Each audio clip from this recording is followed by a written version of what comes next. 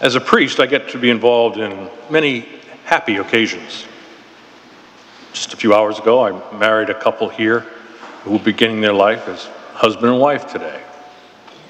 On Thursday, I was over at Our Lady of Victory and confirmed about 40 young men and women. At the same time, I've had occasions when my ministry brings me into contact with great sadness, including times of death. Two moments came to mind as I was preparing my reflection today. One happened over 43 years ago. I was still a transitional deacon, and my priest supervisor thought it would be good for me to join him in telling a family about the accidental death of a wife and mother.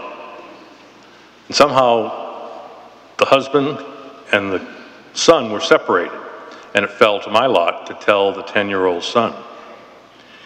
He just cried and cried and cried. All I could do was hold him.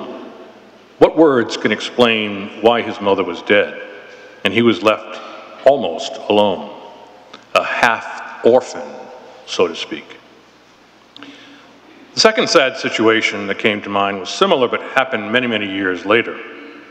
A mother of several young children had died after a long illness.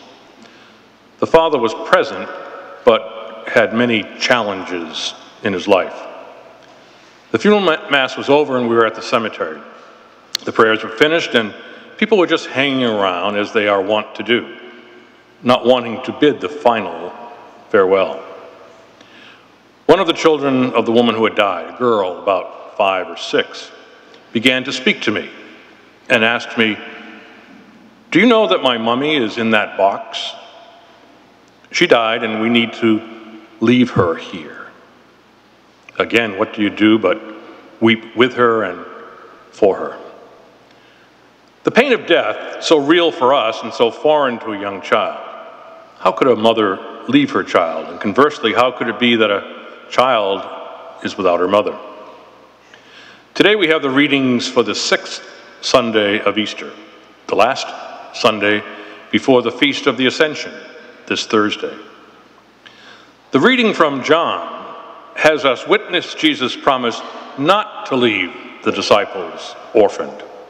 "I will come back to you," he promises. But we are moving into a state of transition from the celebration of Easter to the post-ascension church, when Jesus says, "I'm with you, but then I'm not with you. I'm present in a different way."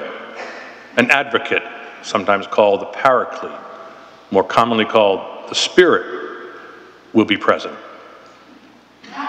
What this means, among other things, is that God is like a father and mother to us. He does not leave us alone and unattended. We have the ability through scriptures, sacraments, and other people to feel and experience the presence of God.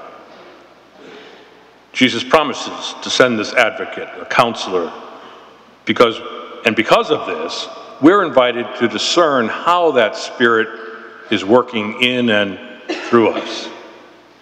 How is the Spirit moving you to respond to the call to be a better disciple? How are you being called through the Spirit to serve, to care, to forgive? How can we be the face of Christ to another? God always remains with us, but sometimes God uses us to help another experience God's presence, God's love.